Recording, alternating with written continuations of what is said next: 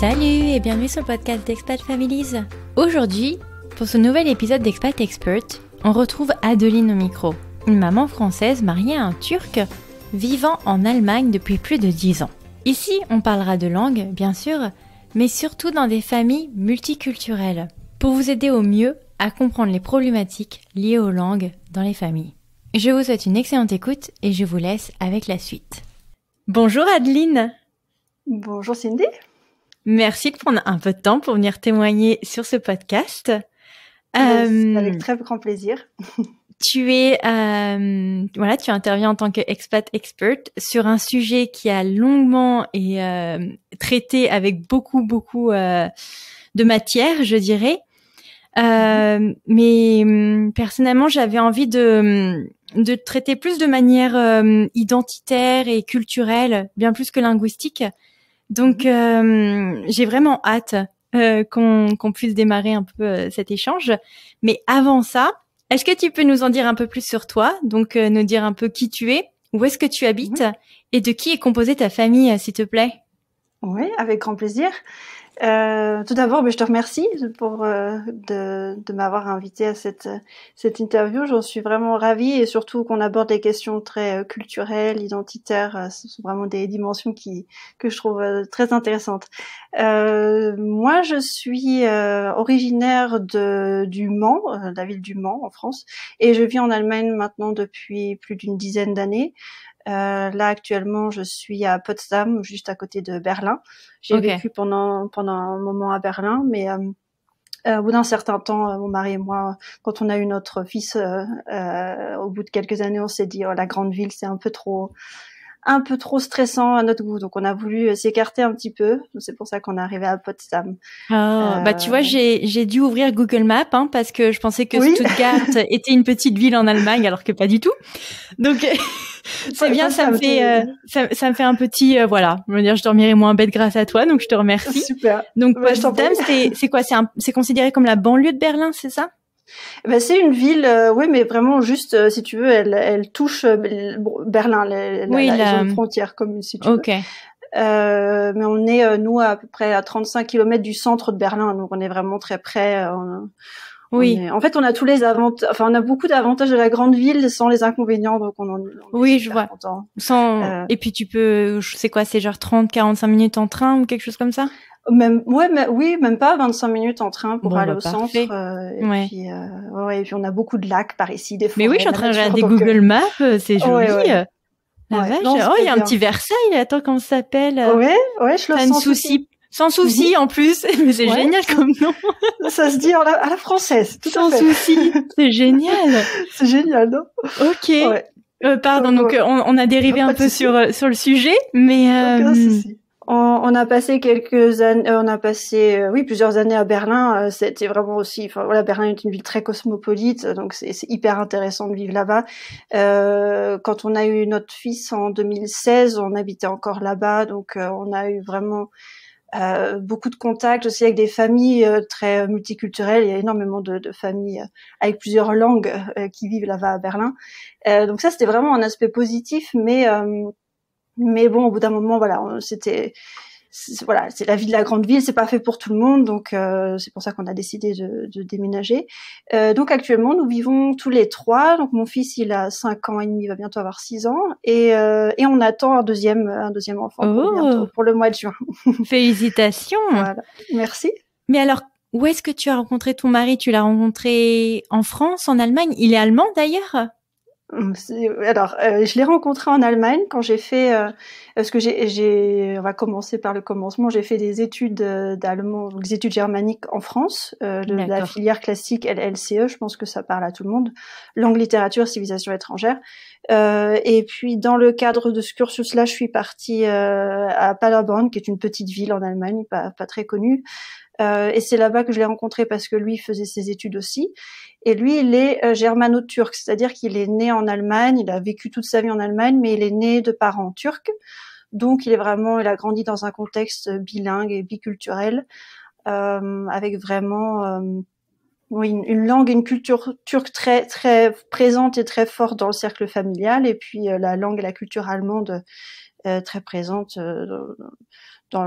dans le reste, si je je vois. puis dire. Donc à la maison, Voilà. il parlait et il vivait turc, mais à C'est l'extérieur, il mangeait et vivait allemand, c'est ça? Tout à fait. On peut résumer comme ça. Donc à quel moment vous vous installez en Allemagne? Je veux dire, il te suit en France ou du coup toi tu décides de planter la rillette pour Berlin? Alors il m'a suivi en France pour une année. En fait, quand je suis partie à Paderborn, je suis partie au départ pour une année Erasmus. Comme je l'ai rencontré là-bas et que vraiment je me sentais bien là-bas, j'ai prolongé d'une année. Donc j'ai réussi à négocier ça avec le personnel administratif et enseignant de l'université du Mans où je faisais mes études pour rester une année de plus et quand même valider les cours que je faisais sur place. Donc j'ai commencé en fait mon master là-bas et je suis rentrée en France pour finir le master, donc faire la deuxième année. Et à ce moment-là, mon mari, qui était à l'époque pas encore mon mari bien sûr, m'a suivi. Lui, il venait de finir son bachelor, donc voilà, pour lui c'était l'occasion de faire une expérience dans un autre pays qu'il ne connaissait pas encore vraiment. Donc on y a passé une année et à la fin de l'année, il était clair qu'on voulait aller vivre en Allemagne et vraiment pour moi c'était la ville de Berlin qui s'imposait parce que c'était une ville qui m'attirait depuis toujours. Lui était ouvert à ça, donc il a cherché du boulot sur place et c'est comme ça qu'en 2011 on est parti là-bas. Moi, je démarrais ma thèse. J'ai fait une thèse en co-tutelle. Donc, ça veut dire que j'étais inscrite aussi bien dans une université française qu'une université allemande. D'accord. Mais j'étais libre. J'étais pas rattachée forcément à une ville pour y vivre puisque j'avais pas besoin d'être sur place tout le temps. Donc, voilà, on a décidé d'aller vivre à Berlin en 2011. Okay. Et donc, on y est resté jusqu'en 2018. Voilà. La chance. Franchement, je pense que c'est une ville en Europe que j'ai regretté de pas avoir fait. Vivant en Europe, tu vois. Mais en plus, ils parlent super bien anglais, les Allemands. Ouais, c'est vrai. Franchement, ils se débrouillent bien. Ouais, tout à fait. Mais ils ont une autre approche, en fait. Ils ont un autre apprentissage. Chez nous, ça se fait beaucoup par l'écrit. On apprend beaucoup les langues par l'écrit. Moi, c'était ça qui a été très bénéfique d'ailleurs pour l'apprentissage de l'allemand, c'est comme j'ai fait allemand première langue et qu'on était un tout petit groupe d'élèves, tu vois, on était 15, on a fait énormément d'oral, beaucoup par l'interaction, les sketchs, tout ça, et c'est comme ça qu'on apprend une langue. Quand on suit le cursus classique, on fait anglais par exemple première langue, on se retrouve dans une classe de 30 élèves, en général tout passe par l'écrit. C'est beaucoup plus difficile de s'approprier une langue comme ça, où on attache trop d'importance à la grammaire en France. Ici, ils ont une autre approche, donc c'est ça, je pense, qui joue beaucoup. Donc Berlin, oui, et puis c'est très, quand tu te balades dans la rue, t'entends toutes les langues, quoi. Il y a beaucoup de français aussi, beaucoup d'espagnol. Oui, c'est très cosmopolite. Très cosmopolitain. L'un des mots. C'est pas bien grave. Donc en 2015, tu finis ta thèse. Mais alors, si mes calculs sont bons ou pas, tu l'as fini enceinte? Tout à fait. C'est tout à fait ça. J'ai soutenu ma thèse en novembre 2015. J'étais enceinte de 3 mois à ce moment-là. Waouh. Et donc, ouais, en plus, pas dans le bon trimestre quand même. J'étais à la fin, le 3e mois se finissait, donc j'ai été déjà terminée. Je commençais le 4e, si tu veux. Donc quand même la préparation de l'oral et compagnie dans les toilettes, ça doit pas être très très glorieux. Ça va, j'ai eu de la chance. J'ai pas eu ce souci là. Donc j'ai vraiment eu de la chance, je pense. C'est chouette. Et donc ton fils naît. Du coup, aujourd'hui, quelle langue vous lui parlez à ton fils? Vous lui parlez donc français, allemand, turc, anglais? Non, alors l'anglais non, et l'allemand non plus. C'est-à-dire que nous, on parle vraiment que le français et le turc à la maison. L'allemand, il l'apprend par le reste du monde. Voilà, c'est ça. Je pense que je peux employer le mot kindergarten. Hein, c'est un mot qui est qui est répandu aussi. Mais sauf que du coup, l'accent allemand a plus de sens pour dire que le kindergarten, tu vois. Mais oui. Kindergarten, je peux dire kindergarten. Ok. Voilà, donc nous on n'a pas vraiment l'allemand à la maison, enfin pas pour lui. C'est sûr que ça reste la langue de communication entre mon mari et moi quand on est tous les deux. C'est la langue dans laquelle on s'exprime tous les deux le mieux. Mais on a vraiment le français et le turc, surtout le turc maintenant comme langue familiale. Donc ça veut dire que je parle aussi le turc des fois, enfin souvent à mon fils, mais ça on pourra y revenir. Oui. Mais du coup, voilà, en fait quand il est né, on a commencé le schéma classique du OPOL, donc One Person, One Language. Je pense que ça parle aussi à la plupart des familles qui éduquent leurs enfants avec 2 langues. langues. Donc vraiment, moi je parle que français, mon mari parle que le turc. Donc ça a très bien fonctionné jusqu'à ce qu'il démarre le kindergarten, justement, à l'âge de 15 mois. Au bout très très vite, l'allemand s'est mis à complètement dominer en fait nos deux langues, si bien qu'il ne parlait plus nos langues, ne voulait plus les parler, quoi, clairement. Et donc c'est là que ça a fait clic, ça a été le démarrage de tout. C'est un peu la raison pour laquelle je suis là aujourd'hui et je fais ce que je fais. Voilà, donc on a changé notre stratégie et c'est ça qui fait aussi partie un peu de mon approche et de ma méthode aujourd'hui. Je vois. Oui, alors parce que aujourd'hui, étant donné que ton fils est un petit peu plus âgé, comment vous je sais pas comment ils disent en français, mais embrace, comment vous jonglez en fait entre ces trois cultures bien définies et bien présentes dans votre foyer? Donc là, on parle vraiment de l'aspect culturel maintenant. Oui. Oui. Alors oui, ça c'est une bonne question parce que ça vraiment, enfin aujourd'hui, ça se passe vraiment très bien, on le vit super bien.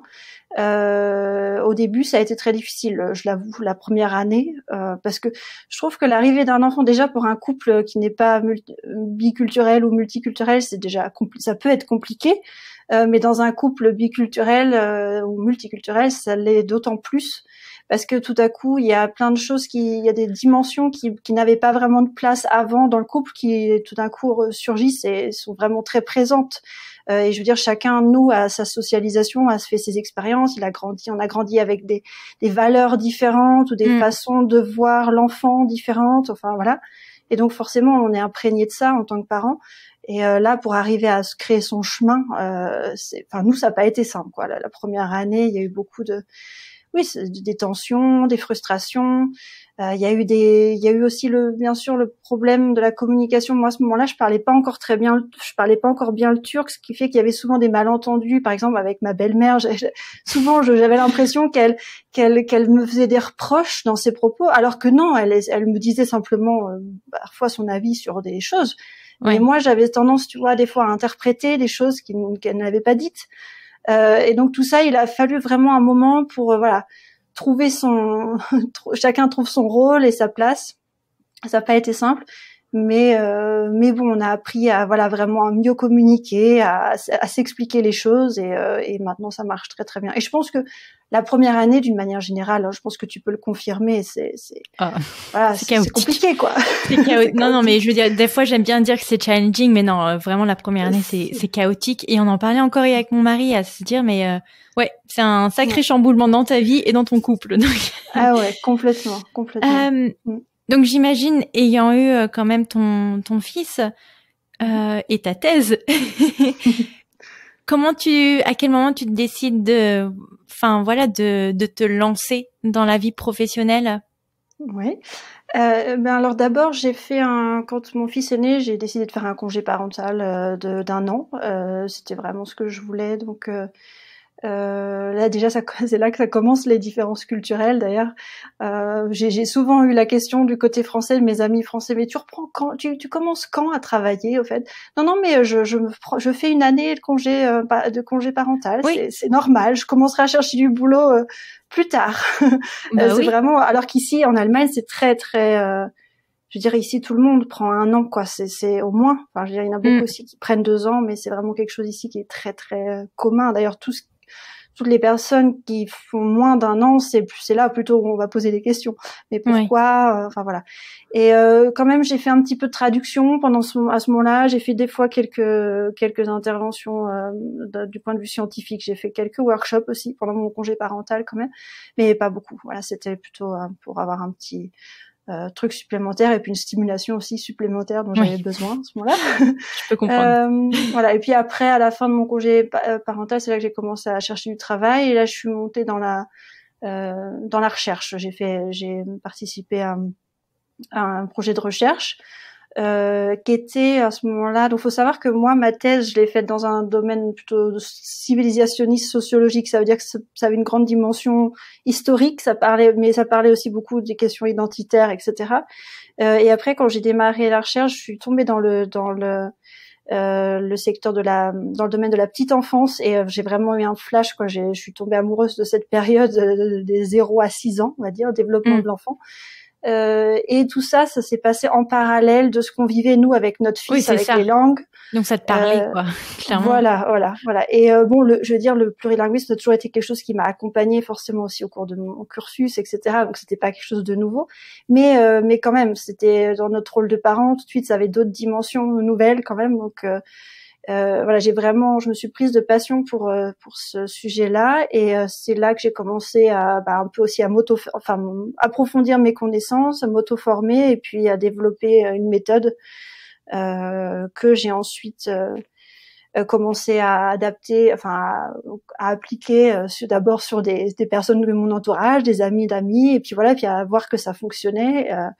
C'est là que je me suis dit, il faut que je me lance. Donc j'ai commencé officiellement en 2019. Je me suis mise à mon compte. J'ai commencé par des workshops, puis j'organisais des rencontres de parents dans des crèches et des kindergarten justement, pour les informer sur toutes ces dimensions du plurilinguisme et comment favoriser l'apprentissage des langues, etc. Ouais. Et puis ensuite est arrivé le Covid, et c'est là que je suis passée en 100% en ligne, coaching en ligne maintenant. Mais finalement, pour moi, ça a été très bénéfique, en fait, d'un point de vue professionnel, parce que ça m'a ouvert des portes, en fait, qui sinon auraient peut-être été ouvertes plus tard. Mais c'est ça qu'on répète pas assez, c'est que mine de rien, le Covid a eu un impact positif, mine de rien, sur différents métiers, et sur le fait de pouvoir faire une grande partie de ce qu'on faisait avant en présentiel à la maison. Tout à fait. Et voilà, ça ça permet aussi peut-être parfois une meilleure work-life balance. Donc voilà, il n'y a pas que du négatif à tirer de la pandémie mondiale. Alors du coup, plus concrètement, comment tu aides alors les familles que tu accompagnes? Alors j'accompagne donc moi essentiellement les parents, c'est-à-dire que je travaille avec les parents. J'ai pas d'interaction directe avec les enfants, bon, sauf bien sûr quand c'est des tout petits et qui sont là pendant les entretiens téléphoniques qu'on fait par vidéoconférence. Mais moi je travaille avec les parents essentiellement, et c'est vraiment je suis spécialisée sur les 0-6 ans, donc vraiment la petite enfance. Et je propose soit des consultations, soit des coachings, vraiment quand il y a un besoin, quand il y a un besoin d'accompagnement sur le long terme. Et je mets au point avec eux la stratégie idéale pour leur famille qui leur correspond le mieux à eux, avec laquelle ils se sentent le mieux, tout en permettant à chacune des langues d'avoir sa place. Et puis je les accompagne aussi dans justement la gestion de frustration, oui, parce que c'est aussi une grande dimension. C'est clair.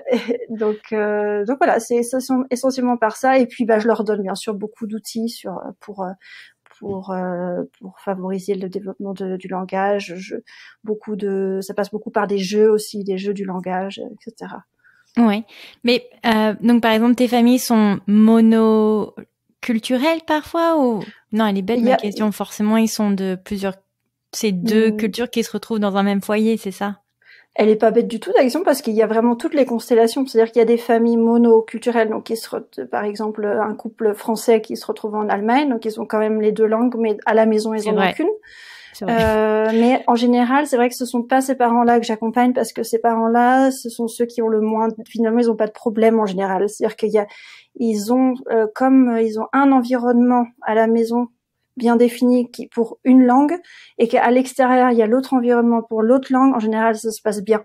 Là où arrivent les problèmes, c'est quand il y a 2 ou 3 ou 4 langues à la maison, et qu'il s'agit vraiment de jongler avec ces langues, et surtout de permettre aux enfants d'activer leur langue, parce que c'est souvent ça le problème. C'est-à-dire que dans un couple par exemple franco-allemand, où admettons seulement la maman parle français, le papa parle allemand, et ils vivent en Allemagne, eh bien le français il faut vraiment un travail actif pour que l'enfant puisse activer le français. Ça se fait pas. Et c'est souvent ce qu'on croit au départ. On se lance dans ce système, une personne, une langue, en se disant de toute façon, si je parle à mon enfant ma langue, il va forcément l'apprendre. Et en fait, non, c'est pas aussi évident que ça. Il y a tout un travail derrière de valorisation, et puis Oui, il faut une raison pour. Enfin, je veux dire, on peut pas forcer un enfant à parler une langue. Il faut une raison. Il faut. Et je pense qu'ils sont pas bêtes, nos enfants. Enfin, je pense que mon fils aîné, dès qu'il va comprendre que maman elle parle aussi l'anglais, il va se dire pourquoi aller me compliquer la tâche à aller parler notre langue. Tout à fait. Et c'est là que repose tout l'art de la chose, en fait. C'est-à-dire que c'est pour ça que moi je parle toujours de l'art d'éduquer son enfant en plurilingue, parce que moi je suis vraiment contre justement le forcing. Je marche pas du tout comme ça, c'est pas du tout mon approche. Je connais des parents qui malheureusement utilisent cette méthode, ce qui génère énormément de frustration et qui des fois peut aussi générer des blocages dans le développement de l'enfant, qui vont vraiment tellement faire du forcing pour que l'enfant parle leur langue que finalement ça va avoir un effet complètement contre-productif. Donc c'est comment arriver à promouvoir cette motivation finalement que l'enfant il a en lui, parce qu'un enfant en bas âge il a cette motivation d'apprendre à parler et d'apprendre les langues. Mais comment cette motivation, moi comment soigner cette motivation pour que l'enfant ait envie de l'apprendre et surtout ait envie de la parler. Et ça passe par plein de petites choses, des petites stratégies, des plein de choses. Ça, je peux en reparler après si tu veux, mais voilà. Et moi, en tout cas, à titre personnel, le seul effort que je fais, c'est la manipulation de son cercle social en ce moment. Oui, tout à fait. Et donc de lui trouver que des petits copains qui parlent sa langue de Molière. C'est la seule manipulation que j'ai trouvée. Mais je suis sûre que tu as plein de petits outils dans ta boîte. Ouais, en effet. Mais c'est un facteur très important. Quand on peut le faire, c'est sûr que c'est bien de le faire. Après, il y a beaucoup de familles qui vivent dans des villes qui pas trop, où ils ont pas cette possibilité, en fait. Donc, c'est là où ça se complique un peu. Et puis, bon, des fois, ça ne suffit pas forcément non plus. Mais c'est un facteur, forcément. Le cercle. Et, alors, quelles sont les problématiques que tu rencontres le plus souvent avec ces familles? Ouais, justement, déjà ça, ce que je venais d'évoquer avec le fait de pas activer une langue, c'en est une. J'ai beaucoup de parents qui me contactent en me disant mon enfant il a 3 ans et il parle pas du tout ma langue. Qu'est-ce que je peux faire quand je suis désespérée? Voilà, ça c'est une des problématiques. Et puis ensuite, il y a vraiment la problématique des familles avec 3 langues. C'est comment arriver à trouver comment arriver à gérer ça, voilà, et vraiment à trouver une forme de communication fluide aussi et authentique, parce que c'est important pour que les enfants ils puissent communiquer de manière vraiment libérée avec leurs parents et vice versa. Donc c'est vraiment ça joue beaucoup là-dessus, comment trouver sa propre stratégie finalement. Et ensuite après bien sûr j'ai des c'est plus rare, mais j'ai aussi des parents dans des constellations beaucoup plus complexes, comme par exemple dans des familles patchwork où par exemple la maman a eu un premier enfant et puis après elle s'est séparée, elle a retrouvé un partenaire qui lui parlait une autre langue et eux ensemble parlent une 3e langue, et puis finalement du coup l'enfant de la première histoire, si tu veux, elle se retrouve tout à coup confrontée à deux nouvelles langues, et comment gérer ça, parce que là ça peut créer vraiment des frustrations au sein de la famille très importantes. Ça j'en ai aussi, c'est rare, mais ça arrive aussi. Donc voilà, c'est vraiment les trois problématiques principales. De quoi t'occuper quand même, hein. Oui, tout à fait.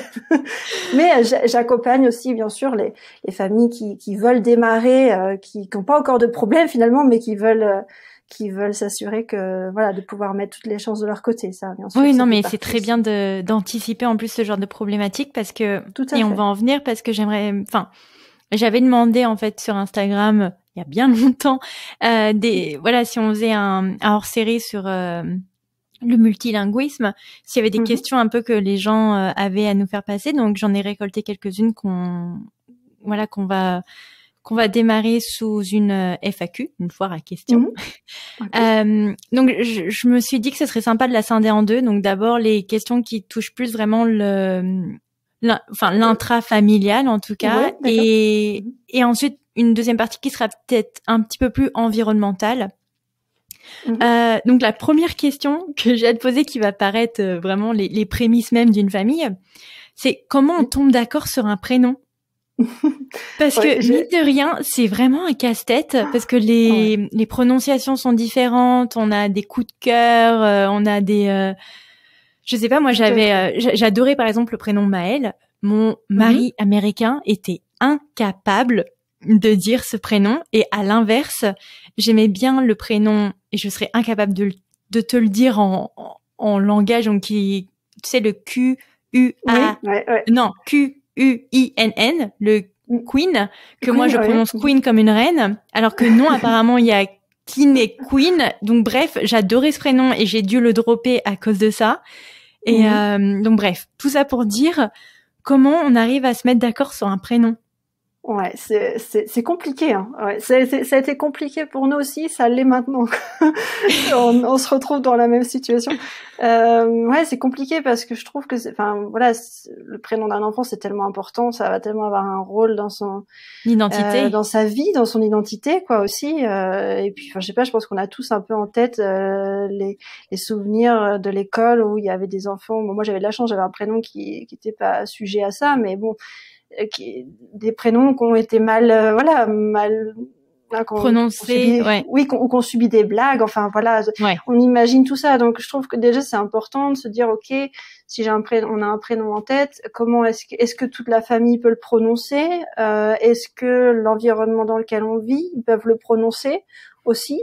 Est-ce que dans la langue du pays ça va peut-être avoir une autre connotation, une autre association, ou avec quoi est-ce que ça peut rimer. Je trouve que c'est important en fait de vraiment se poser toutes ces questions. Et du coup, quand on a déjà vu tout ça, au final, il nous reste en général pas beaucoup de choix, d'options. Voilà, je trouve. Mais ce qu'on peut faire, bien sûr, c'est on peut faire aussi des compromis dans le sens où voilà, on peut se dire bon, on donne 2 prénoms à l'enfant et donc il y en a un qui sonne un peu plus peut-être anglais, l'autre qui sonne un peu plus l'autre qui est français par exemple, c'est une possibilité aussi, même si le premier prénom va être celui qui va être le plus utilisé, mais bon, ça peut être une solution. Ou alors voilà, dire bon le prénom du premier enfant ça sera un prénom anglais et puis le deuxième ça sera un prénom plutôt plus français, enfin voilà, essayer de trouver sa voix quoi finalement, mais c'est vraiment une question, c'est complexe. Je trouve c'est important, je trouve, pour le bien-être de l'enfant vraiment de prendre toutes les perspectives en compte de ce que ça peut contenir, quoi. Parce que puis non, c'est vrai, moi en fait je m'en rends compte parce que on en a parlé quand même avec mon mari Pierre, donc c'est le prénom de mon fils. Ça paraît quand même assez simple, même en anglais, parce qu'il y a le pier, donc tu sais là où tu vas te promener sur la jetée. Et donc quand les gens me demandent rapidement dans la rue comment s'appelle votre fils, et je dis Pierre, mais parfois ils font même pas l'effort d'essayer de répéter le mot pour l'avoir compris. Donc c'est assez fastidieux, et je pensais pas qu'on aurait un sujet en fait sur son prénom, tu vois. Donc parce que pour moi ça me paraissait assez limpide. Du coup, pour la deuxième, on a pris Alice parce que comme ça, aucun problème. Voilà. Mais non, mais c'est vraiment important de même demander. Je sais que j'ai une amie française qui me demandait tout le temps, du coup, de demander à mon mari de prononcer des options qu'ils avaient en tête pour leur fille. Et c'est là où tu te dis non, je vais pas donner ce prénom-là à ma fille parce qu'ils vont être incapables de le prononcer la façon dont moi j'ai envie qu'il soit prononcé, par exemple. Ouais, ça peut être vraiment un bon moyen aussi, tout à fait. Et aussi ce qu'on peut faire, bien sûr, quand on attend le deuxième, par exemple, et selon l'âge du premier, mais c'est aussi impliquer le premier, parce que le premier il va avoir tout de suite cette réflexion sur, lui il va tout de suite savoir comment aussi ça se prononce dans la langue du pays ou dans une autre langue. Ça aussi ça peut être un atout, je pense. Ouais, mais en tout cas, c'est assez challenging dans des familles multiculturelles, donc vraiment courage à eux et n'hésitez pas vraiment à demander à d'autres gens, notamment surtout sur la prononciation, pas sur ce qu'ils pensent, leur opinion sur le choix même, mais vraiment en tout cas sur la prononciation. Alors, un deuxième point qui est revenu, par exemple, dans mon cas, dans mon couple, parce que c'est l'argument facile. Est-ce que le parent peut apprendre la langue de l'autre en même temps que son enfant, ou est-ce qu'il doit s'y prendre à l'avance? C'est une bonne question aussi. Alors moi je pars du principe que pour apprendre une langue il est jamais trop tard, et le fait d'avoir un enfant à la maison qui parle cette langue, on peut vraiment s'en servir comme d'un atout énorme. Alors, je dis toujours, voilà, celui qui a la possibilité de commencer à apprendre la langue un peu avant, c'est un avantage, ne serait-ce que faire juste un cours, tu sais, pour apprendre un petit peu les bases, et pour pouvoir ensuite, avec l'enfant, justement, apprendre plus vite. Acquérir plus vite des connaissances. Celui qui peut faire ça, voilà, c'est un avantage. Mais on peut très bien commencer à apprendre avec l'enfant. On peut aussi se servir là beaucoup des livres, par exemple. Je pense surtout au dictionnaire Imagier, tu sais, où on a le mot dans les deux langues, ce qui peut te permettre d'apprendre des mots de vocabulaire dans l'autre langue facilement en regardant le livre avec ton enfant. Ça, oui, c'est vraiment possible. Mais je pense que dans tous les cas, même si c'est après la naissance, de faire un cours, ne serait-ce que pendant, je sais pas, 6 mois ou voire 12 mois, ça aide vraiment énormément pour ensuite pouvoir apprendre plus vite. Parce que je sais que ça est, tu vois, dans pas mal de familles d'amis à moi ou même dans mon propre foyer, combien de fois mon mari m'a dit, mais t'inquiète, j'apprendrai en même temps que Pierre. Ouais. Oui. Moi, il s'en sort bien aujourd'hui, tu vois, il renforce un peu avec Duolingo qu'il aime bien comme application.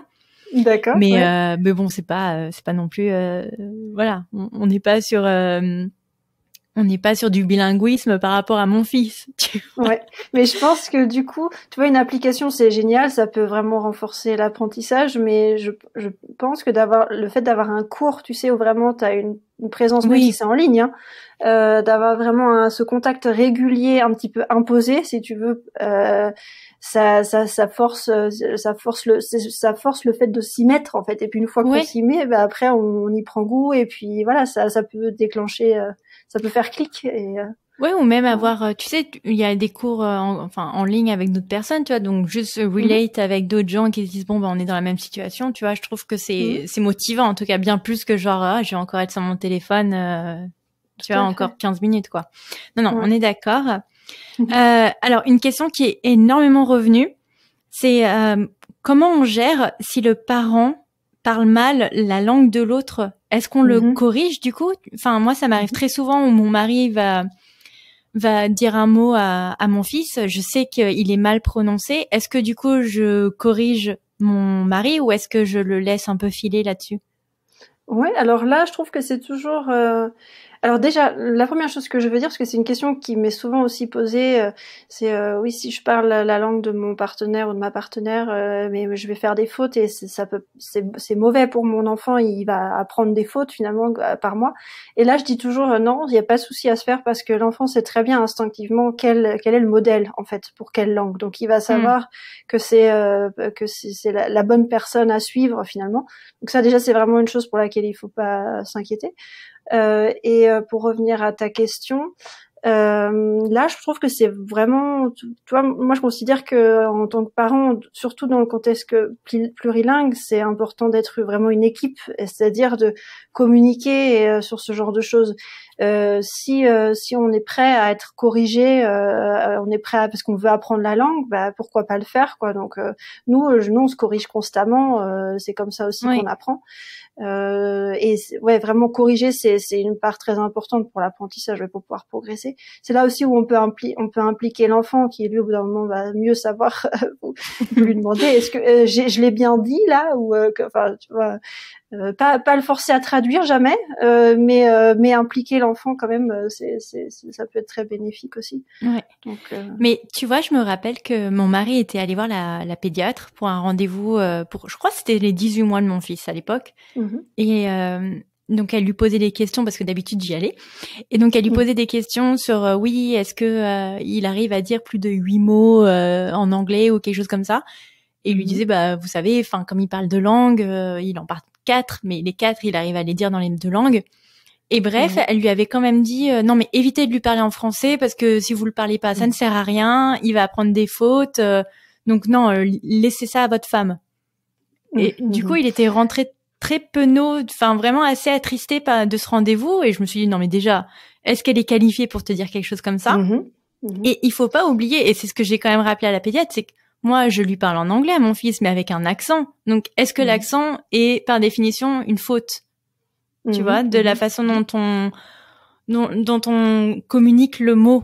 Bah non, donc si vous me dites pas ça à moi qui suis bilingue, pourquoi vous dites ça à mon mari qui essaye de faire des efforts? tu vois. Complètement.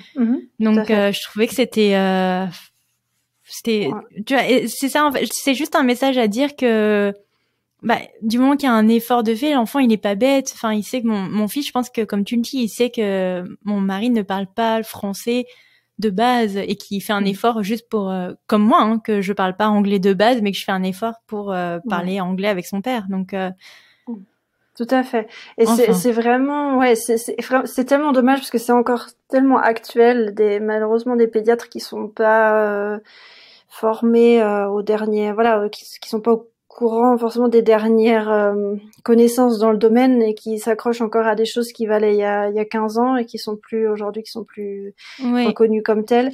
C'est vraiment dommage et c'est comme on va avoir par exemple des pédiatres qui vont dire l'enfant à 2 ans, presque 2 ans, il parle pas encore, mais bon c'est normal, il grandit avec 2 langues, faut pas s'inquiéter. Non, un enfant à 2 ans qui parle pas, même s'il a 2, 3 ou 4 langues à la maison, il faut s'en inquiéter, il vaut mieux voir s'il y a pas un souci auditif ou etc.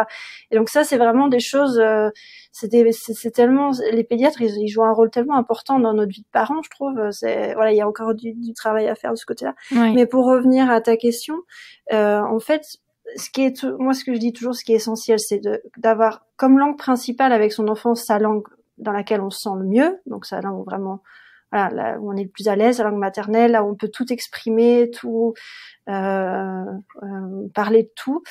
Et après, si on parle l'autre langue avec son enfant, si c'est pour la renforcer, ça peut être que bénéfique. C'est-à-dire que, par exemple, toi, si ton mari montre qu'il apprend le français à ton enfant, peu importe qu'il fasse des fautes ou pas, l'important c'est que ton enfant il voit que le français, ça a une pertinence, que ça a une fonction, que c'est important, que c'est puis qu'il est pas tout seul à l'apprendre, le papa aussi l'apprend, et tout ça c'est très bénéfique pour l'apprentissage des langues. Donc, faut pas se laisser pas s'arrêter à ça. Oui, mais c'est ça qui est un peu dommage, c'est d'être freiné par des avis obsolètes. Est-ce que alors ça c'est une question qui m'est un peu plus personnelle parce que je suis en plein dedans. Comment tu gères la frustration d'un enfant de 2 ans quand un des parents ne comprend pas ce qu'il essaye de lui dire? Tu vois, enfin mon fils aujourd'hui il parle beaucoup plus français qu'anglais. Il va essayer de pointer un objet du doigt à mon mari qui ne va pas comprendre parce qu'il va le dire en français. Et donc forcément comme il a à fond en ce moment dans la gestion de ses émotions, il va commencer à partir en crise. Comment tu gères ce type de frustration? C'est une très bonne question.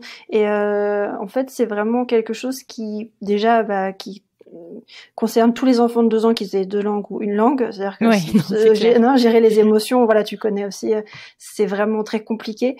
Et on peut aussi très bien ne pas comprendre son enfant dans sa propre langue aussi, parce que c'est pas nécessaire qu'il prononce tout de suite de manière correcte. Donc voilà, ce genre de frustration peut arriver souvent.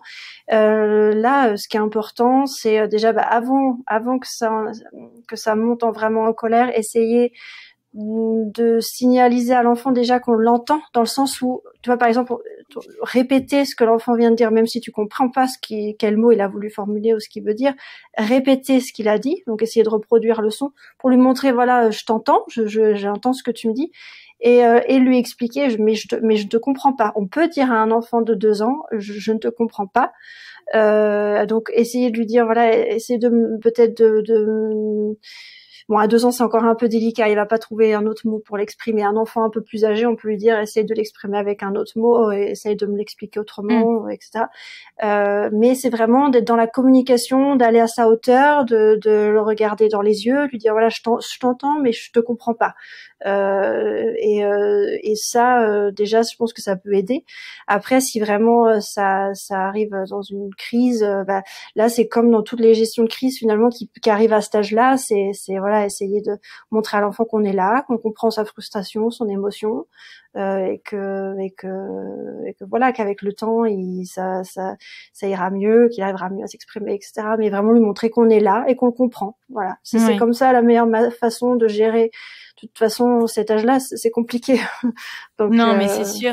Mais c'est aussi pour mon mari, tu vois, c'est ça qui me rend triste, c'est que les fois où vu que je gère en fait toute la journée, donc du coup mon fils parle beaucoup plus français qu'anglais, et donc quand je les laisse tous les deux, j'ai l'impression que je dois intervenir parce que j'entends une frustration et j'arrive et je sais.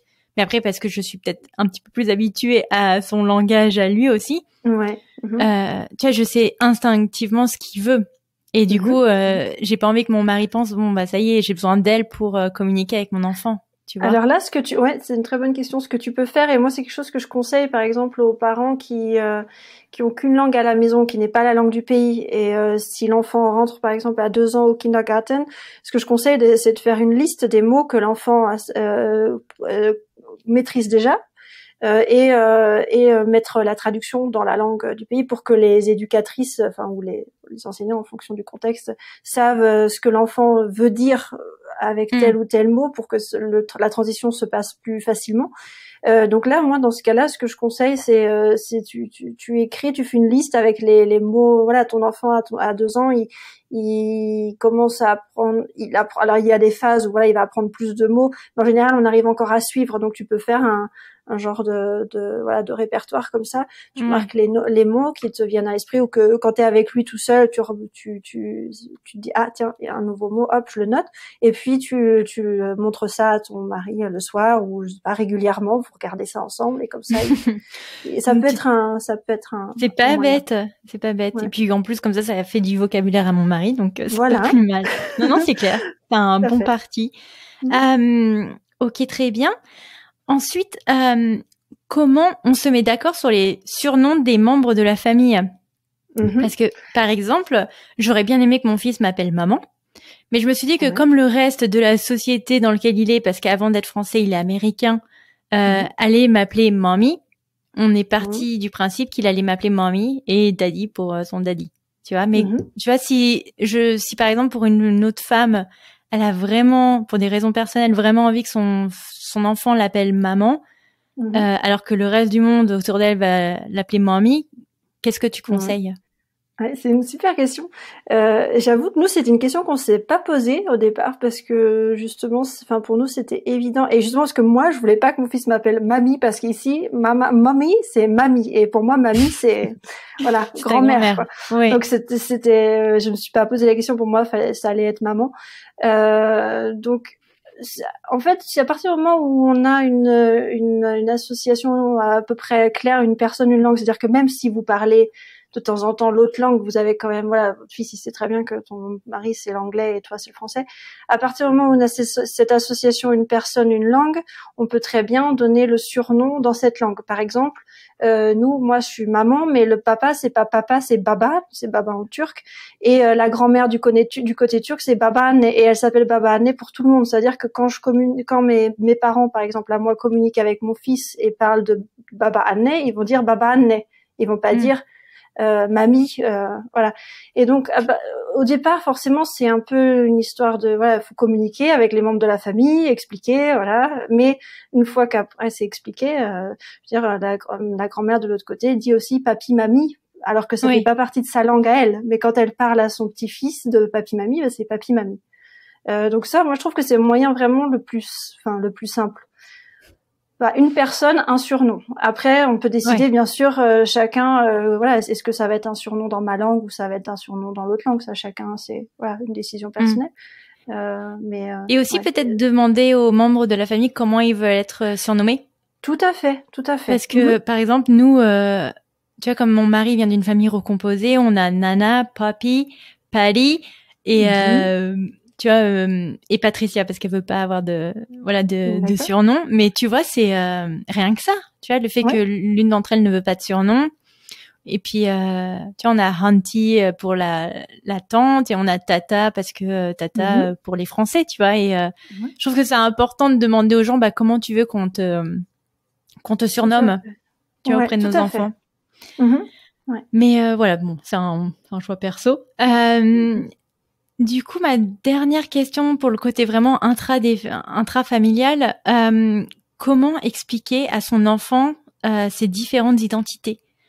Je sais que nous, encore une fois, parce que le mien est petit, tu vois, à chaque fois, par exemple, il dit vert il dit green pour dire vert, et je fais, tu vois, daddy, il dit green, mommy, elle dit vert, et Pierre, toi, tu dis comme tu veux, tu vois. Mais je sais pas si, je pense qu'il commence à acter, en tout cas, que Mamie et Daddy parlent deux langues. Ouais. Mais comment tu lui expliques, bon, bah voilà, Mamie, elle est française, bon, à part lui acheter un globe, quoique vraiment, je pense que c'est quand même un bon projet qui va arriver bientôt. Mais comment tu lui expliques un peu ces notions de culture, d'identité, le fait qu'il est bercé entre, voilà, deux choses bien différentes? Ouais, c'est une question hyper intéressante aussi.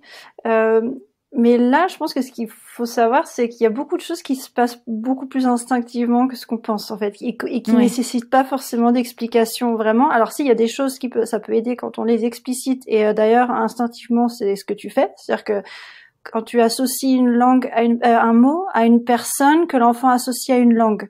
C'est-à-dire quand tu dis maman dit vert, papa dit green, ça permet d'avoir cette catégorisation des deux langues et c'est le meilleur moyen en fait pour qu'il apprenne enfin de toute façon il apprend instinctivement à séparer les deux langues et d'ailleurs c'est à l'âge de 2 ans à peu près qu'il commence à en être conscient vraiment. En fait on a remarqué ça, c'est incroyable.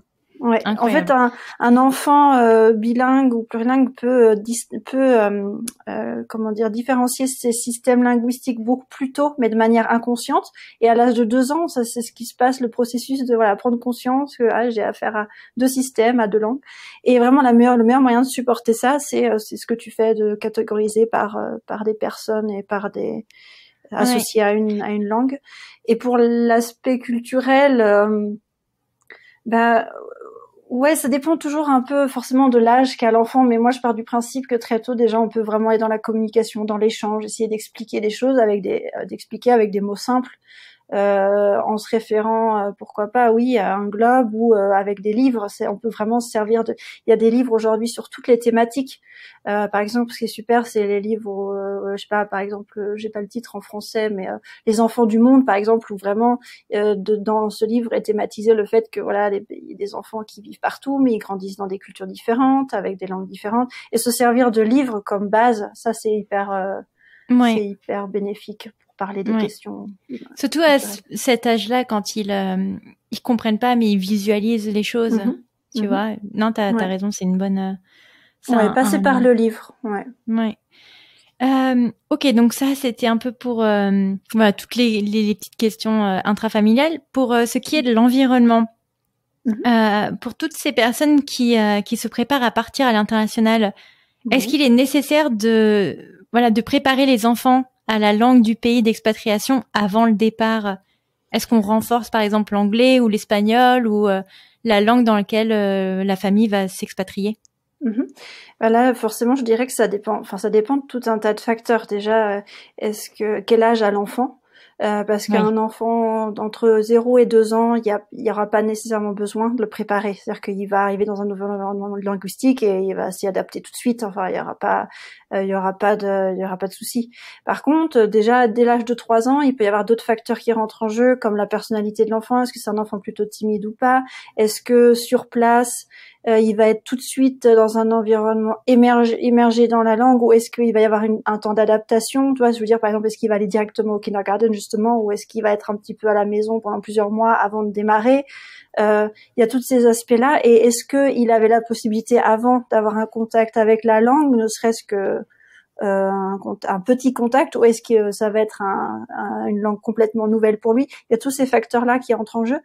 Mais à partir du moment où un enfant il a 3 ans et plus, moi je préconise vraiment de sensibiliser l'enfant avant. C'est-à-dire de vraiment, si tu veux établir un premier contact, ça peut être par différentes choses, ça peut être par des chansons, ça peut être selon l'âge, après ça peut être par des petites vidéos, ou ça peut être par trouver des familles sur place là où on va aller. Peut-être qu'on a la possibilité de entrer en contact avec des familles sur place et créer un lien déjà au départ, pour préparer l'enfant. Et puis surtout, communiquer, en parler, lui expliquer ce que ça signifie finalement d'arriver dans un nouvel environnement avec une autre langue, et que il faudra le temps d'apprendre, mais qu'ensemble on va y arriver, et que ça va être une expérience enrichissante. Enfin, vraiment mettre le focus sur les aspects positifs en fait. Oui, l'encouragement plus que la crainte, c'est ça? Oui, voilà, tout à fait. Les enfants sont capables, je veux dire, même un enfant un peu plus vieux va pouvoir s'adapter très vite dans un environnement linguistique s'il est bien préparé, et aussi s'il ressent que voilà, ses parents, par exemple, ils sont ouverts à la nouvelle langue et à la nouvelle culture du pays aussi. Ça joue un rôle très important. Et aussi la façon dont il va être accompagné sur place. Je veux dire, par exemple, s'il arrive à l'école, dans une autre langue, bah forcément, il faut lui laisser le temps de s'adapter. Ça peut aussi amener des dimensions psychologiques, ça peut arriver. Mais si si on communique avec l'enfant, qu'on les reconnaît à temps, on peut les accompagner et voilà, il y aura pas de souci. Ouais. Et alors une question un peu rigolote, comment on se met d'accord sur le son des animaux parce que tu vois ils vont aller à l'école, mais par exemple attends moi le chien par exemple nous il fait waf waf, non je sais même plus, je sais plus, wouf, mais wouf. Par exemple oui wouf wouf waf waf, ouais attends c'est pas un bon exemple, qu'est-ce que j'avais en tête, donc par exemple l'oiseau, nous je sais plus, mais en anglais, ils font tweet, tweet, tweet, tweet. Et nous, on fait cui, cui, cui, cui. Voilà. On fait cui, cui, cui. Comment on se met d'accord? Parce que c'est vraiment, et je te jure, donc je m'étais fait une copine, allemande quand j'étais en Californie qui disait autre chose. On s'en sortait plus, les gars. Et pour peu qu'on avait les nannies espagnoles pas très loin, on ne s'en sortait encore moins. J'aime beaucoup la question. Ouais, c'est des petites choses dont on parle. Mais oui, mais ça paraît bête, mais voilà, ça met en place une problématique de confusion, mais vraiment. Oui, tout à fait. Mais en fait, ce qu'il faut savoir, c'est que ça va surtout nous, on a l'impression que ça va porter à confusion, mais en fait, l'enfant, il va pas être confus juste parce qu'il va entendre voilà que un animal ça peut avoir plusieurs sons, parce que les enfants qui grandissent avec deux langues, très vite ils apprennent justement que un mot peut avoir que un objet peut avoir deux significations, ou justement un animal peut avoir deux sons. Mais ce qu'on peut bien sûr, donc en fait là on n'est pas obligé de se mettre d'accord, c'est-à-dire qu'à partir du moment où toi par exemple si tu regardes un livre avec ton enfant et que voilà t'es en langue française, bah automatiquement tu vas lui dire le son de l'animal en langue française. S'il regarde le même livre avec papa en langue anglaise, bah il va avoir le son en langue anglaise. Et si là l'enfant fait une réflexion genre en disant cui cui, le papa peut très bien dire, c'est ce qu'on disait justement tout à l'heure, ça recoupe, c'est la même chose. Le papa peut très bien dire oui, maman dit cui cui, et moi je dis voilà, donc vraiment tu vois explicitement catégoriser en fait les deux langues. Et l'enfant il va l'accepter tout de suite et il va pas poser plus de questions quoi. C'est OK, c'est compris, ça va être très vite compris et intégré. Et après je pense on doit overthink, je pense c'est juste ça. Je pense qu'il y a beaucoup de choses, on pense que ça va porter à confusion, pardon. Mais en fait, finalement, les enfants gèrent très bien tout ça. Ouais. Mais par contre, il y a un truc qui est bien plus confusing que les mots et les surnoms, c'est les fêtes et les célébrations à l'étranger.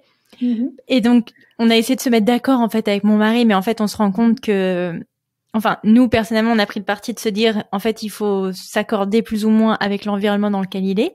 Parce que, par exemple, aux États-Unis, quand nos dents tombent, nos dents de lait tombent, c'est pas la petite souris qui vient la récupérer et te mettre un sous l'oreiller. C'est comment ça s'appelle? La fairy, une fée qui vient. Mais on s'en sort plus, quoi. Ça, ou pour Pâques. Donc moi j'explique à mon mari que c'est les cloches de l'église qui volent dans le ciel et qui parsèment des chocolats dans les jardins. Ici ils ont un Easter Bunny, donc c'est le lapin qui vient sauter pour aller mettre un petit panier dans le jardin. Donc on s'en sort plus quoi. Ouais, je comprends. Et non, ça c'est vrai. Là pour le coup c'est pas genre Daddy il pense que c'est une fée et mamie elle pense que c'est une souris. Je veux dire il faut qu'on se mette d'accord. Oui, tout à fait. Non, c'est vrai que c'est pareil. Ça fait partie des choses à laquelle il faut, voilà, d'abord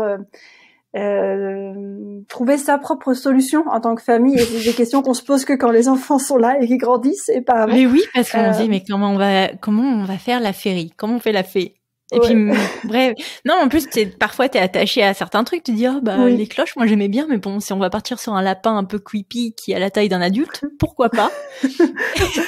Alors là moi je trouve que ce qui est très important c'est forcément de communiquer déjà dans un couple, que ce soit biculturel ou pas, la communication c'est la base, mais c'est d'autant plus valable pour dans nos situations.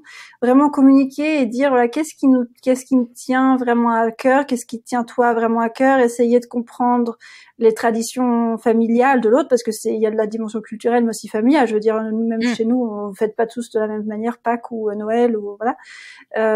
Donc essayer de trouver, si tu veux, sa propre tradition familiale. C'est-à-dire que vous pouvez très bien intégrer les deux, dire que voilà, si tu lui expliques aussi quand il sera un petit peu plus grand, tu peux lui expliquer, bah voilà, en France, enfin moi quand j'étais petite, ou moi dans ma famille, on célèbre comme ça, ou voilà, enfin je renierai pas complètement en fait, si tu veux, ton aspect culturel à toi. On peut essayer de trouver un compromis ou d'intégrer les deux ou de créer une nouvelle, voilà, carrément un nouveau chemin, comme j'appelle ça, en prenant un petit peu des deux et puis en faisant son truc à soi, quoi. Je veux dire, tout est possible en fait. Il faut juste trouver le truc avec lequel tout le monde se sente bien. Toi, c'est dommage si toi t'abandonnes quelque chose qui te tient à cœur. Pourquoi est-ce qu'on n'essaierait pas de combiner les deux ou de trouver son... Bah après, je trouve que c'est un peu des comment ça s'appelle, des futilités. C'est pas, je veux dire, je vais pas être triste, mais je me dis que tu vois, par exemple, si je renforce l'idée de la petite souris qui vient chercher les dents, bon, ça sonne extrêmement creepy dit comme ça, mais c'est la réalité. Tu vois, s'il va à l'école un jour, il se dit ah bah j'ai ma petite souris qui est passée, les gens vont le regarder genre mais qu'est-ce que tu racontes? Ouais. Tu vois. Alors là, ouais, tout à fait. Alors dans ce genre de situation, forcément, ça peut vraiment faire sens de s'adapter à la culture du pays, pour que l'enfant, quand il en parle aussi dans son environnement scolaire ou voilà, et qu'il soit, si tu veux, sur la même longueur d'onde que les autres enfants. Donc complètement, je trouve que c'est toujours une dimension qu'il faut prendre en compte. En quoi est-ce que ça va avoir un impact aussi sur mon enfant par rapport au groupe aussi dans lequel il se trouve. Donc mais parfois, donc là comme tu dis avec la petite souris par exemple, oui, c'est quelque chose de, je pense que faut vraiment dire ok. Des concessions. Mais voilà, mais pour d'autres choses comme par exemple la Pâques, on peut très bien dire qu'il y a le lapin et les cloches. Je veux dire, c'est pas complètement compatible, tu vois. Je veux dire, des fois il est possible de mettre un peu les deux. C'est important, si tu veux, pour l'enfant aussi, ça a un impact aussi sur le langage, s'il voit que voilà, la culture qui est associée à cette langue, elle a un rôle à jouer aussi. C'est important d'avoir une certaine balance, si tu veux, d'essayer de trouver sa balance. Mais des fois, il y a des choses comme par exemple la question du Père Noël. Je veux dire, nous à la maison, il y a aussi la dimension de la religion. Moi, j'ai grandi dans une famille complètement athée. Moi, je suis complètement athée. Et mon mari, lui, il a grandi dans un environnement musulman, donc c'est complètement différent. Et voilà, la question du Père Noël au départ, c'était qu'est-ce qu'on fait, quoi, parce que pour lui, le Père Noël, c'est un mensonge. Si tu veux, je mens à mon enfant et donc non, je veux pas. Et pour moi, c'était on associe d'autres choses, les souvenirs qu'on a nous en tant qu'enfants.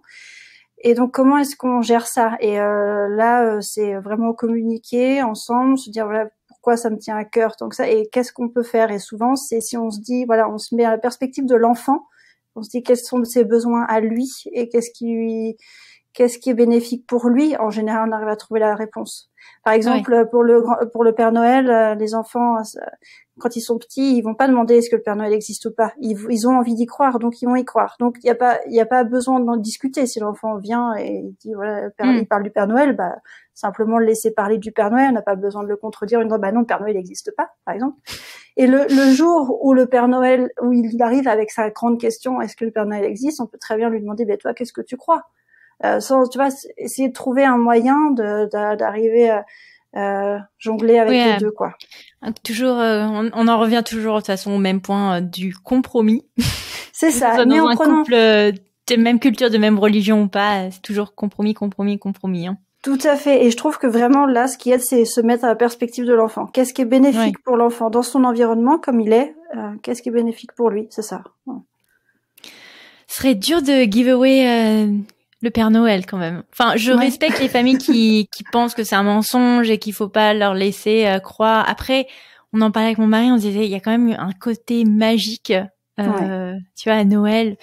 Qu'on soit athée, qu'on soit religieux ou pas, enfin, je veux dire, il y a quand même un côté Tout à fait. Et les enfants, en bas âge, ils ont besoin de croire à des personnages fictifs. Alors, je veux dire, on peut, comme tu dis, voilà, chacun trouve sa façon de gérer ça, de faire croire ou pas faire croire. Chacun fait comme il veut. Bien sûr. Mais vraiment, je pense qu'à partir du moment où on se dit, bon, est-ce que ça nuit à mon enfant ou est-ce qu'au contraire, ça lui est bénéfique? Bon, bah là, en général, on arrive à avancer, quoi, à trouver des solutions.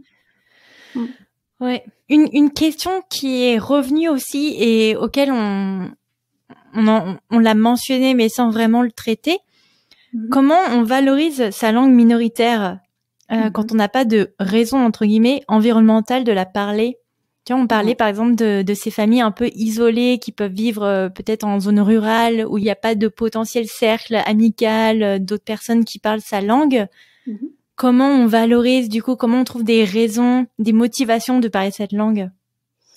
Oui, ça c'est une très bonne question aussi et vraiment essentielle. Je pense que déjà la première chose c'est de se demander quel est mon objectif en parlant cette langue avec mon fils. Est-ce que c'est parce que c'est une partie de moi que j'ai vraiment envie de la parler? Est-ce que c'est parce que je veux absolument qu'il puisse communiquer avec la famille, etc. À partir du moment où on a son objectif bien concret et bien consciente en tête, déjà on arrive en général à s'accrocher au fait de garder cette langue et de continuer à la parler de manière continue. Ça, c'est déjà le premier point. Et le deuxième point, c'est d'essayer, si tu veux, toutes les ressources possibles, d'essayer de les prendre en compte, quoi. Donc, par exemple, si on a un lien fort avec la famille à l'étranger, essayer de garder le contact. Je veux dire, même si on habite en milieu rural, aujourd'hui, on a, en général, voilà, avec l'internet et tout ça, on a de super moyens aujourd'hui d'avoir un contact. Donc, l'enfant, vraiment, il voit que cette langue, elle est pas parlée que par une seule personne dans tout ce monde entier, mais qu'elle est aussi parlée par d'autres, ce qui va augmenter la pertinence qu'a cette langue, finalement, la fonction qu'a cette langue. Donc ça, c'est très important. Et autrement, vraiment essayer d'utiliser au plus, par exemple, quand tu rentres en France ou dans ton pays natal, en profiter pour se procurer des livres, procurer du matériel, si je puis dire. Et puis vraiment, ça passe beaucoup par créer le lien par des temps forts, par des rituels. Tu vois, plus tu vas vivre de choses avec ton enfant dans ta langue, et plus l'enfant plus cette langue va avoir une valeur à ses yeux, si tu veux, et plus il va être motivé à l'apprendre et à la parler. Donc ça veut dire vraiment essayer de vivre de plus de choses possibles avec son enfant en dehors de chez soi, et aussi chez soi d'avoir des interactions forte, quoi. Voilà, c'est très important. Et puis le dernier point que j'ajouterais, c'est dont on a parlé déjà tout à l'heure, c'est essayer d'impliquer le ou la partenaire, si possible, même si il maîtrise pas la langue, qu'il montre à l'enfant qu'il a envie de l'apprendre, quoi. Et ça valorise aussi énormément la langue. Ouais. Après, j'imagine bien aussi parce que j'en ai vu dans ce podcast des femmes qui sont isolées un peu du reste du monde, qui peuvent pas nécessairement rentrer trop souvent en France, dans des pays où il y a pas trop d'accès à des outils. Et ça me paraît quand même assez laborieux de c'est quoi le mot? Voilà, d'essayer d'additionner le tout dans la marmite. Je pars dans des îles. Des images. Oui, je comprends.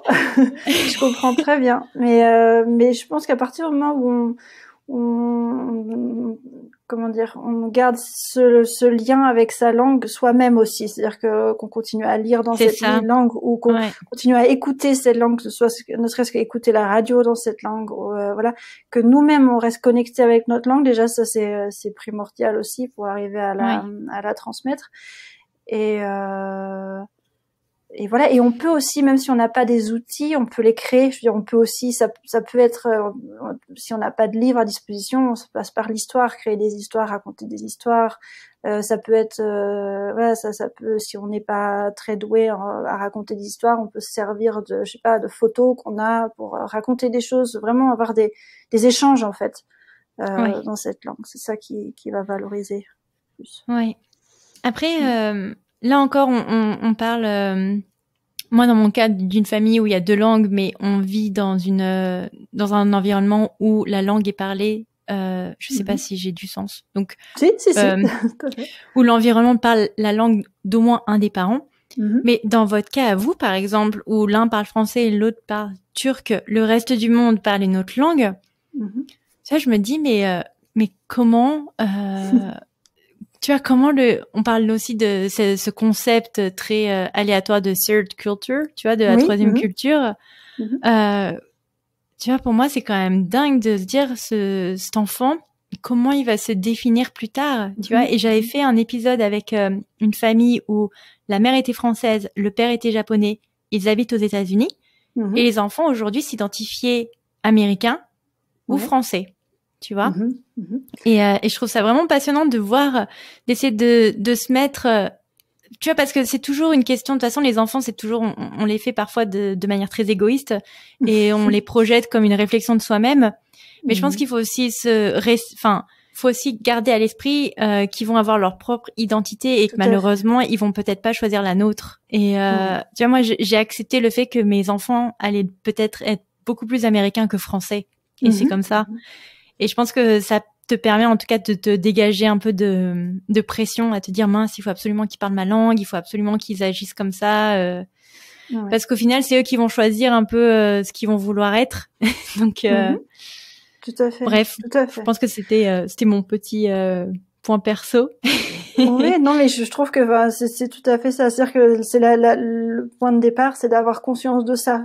Tout à fait, de se dire que de toute façon, il va créer sa propre identité à lui aussi en tant qu'être multiculturel. Finalement, même s'il y a une identité culturelle avec laquelle il va s'identifier de manière plus forte, au final, comment il va se définir lui, ça va être quelque chose de très individuel qui va passer par toutes les expériences qu'il aura faites, etc. Mais si on a conscience de ça en tant que parent, que voilà, c'est lui qui va la créer et que nous, notre rôle à nous, c'est de créer une base saine sur laquelle il peut construire son identité pour qu'il ait le champ libre finalement de se développer dans le sens qu'il veut. C'est à partir de là, tout ira bien, quoi. Je veux dire, mais c'est important d'en avoir conscience, tout à fait, je pense. Et donc quand même pour conclure sur toutes ces questions. Est-ce que toi, tu aurais des conseils à offrir de manière générale à des familles multiculturelles, par exemple? Oui, il y en a un en particulier, je pense que j'ai déjà évoqué pas mal, c'est vraiment communiquer. Je pense que c'est vraiment la base, mais c'est pas seulement communiquer, c'est aussi communiquer en ayant conscience que le partenaire ou la partenaire qu'on a en face de soi ou à côté de soi a une autre socialisation que la nôtre. Et ça veut dire d'être capable des fois de prendre du recul sur sa propre justement identité ou son propre passé à soi, ses propres traditions familiales à soi, pour y porter un autre regard, si tu veux, de l'autre. Essayer d'échanger avec sur cette base-là finalement. Et puis ça veut dire aussi essayer de comprendre la perspective de l'autre. Pourquoi est-ce que mon partenaire voit les choses comme ça et moi je les vois comme ça, et qu'est-ce qu'on peut y faire finalement pour s'adapter, pour que chacun s'adapte, quoi. Donc ça c'est vraiment les deux points, communiquer et comprendre la perspective de l'autre, c'est deux points essentiels, je pense. Et le troisième, c'est arriver à des fois à se détacher un peu justement de ce qu'on a vécu soi, pour qu'on se dise on crée quelque chose ensemble, quelque chose de nouveau. C'est-à-dire que toi t'apportes ton identité culturelle, ta langue, moi j'apporte mon identité culturelle, ma langue, et à nous deux on crée un truc nouveau, quoi. On va tricoter. Voilà, on tricote. Et ça veut dire on est libre de se créer des nouvelles traditions, on est libre de trouver notre façon de faire qui nous convient à tous les deux, quoi. Et ça passe aussi des fois par l'expliquer, expliquer aux familles aussi pourquoi est-ce qu'on fait telle chose de telle manière, et parce que pour eux non plus c'est pas forcément évident puisqu'ils sont pas baignés dans l'autre contexte linguistique et culturel. Donc ça passe beaucoup par l'échange, quoi. Mais c'est vraiment ça que je dirais, les 3 points principaux. Ouais. Non, je pense que ce soit une famille multiculturelle ou non, de toute façon, ça me paraît être les bases quand même, tout du moins en tout cas la communication. Et puis tu sais, on dit toujours que la parentalité, ça revient vraiment à ce qu'on a vécu nous étant nous-mêmes enfants. Donc on en revient toujours au même concept. Hein. Oui. Ok, écoute. Pour moi, c'était très clair. Je pense qu'on pourrait en parler pendant 100 ans. Hein. Je veux dire, tu sais, il y a des questions qui popent dans mon cerveau, mais je me dis, malheureusement, on on peut pas, je peux pas te passer ton dimanche après-midi là-dessus. Qu'est-ce qu'on peut souhaiter nous pour la suite, à part une très très belle fin de seconde grossesse? Merci beaucoup déjà pour ça.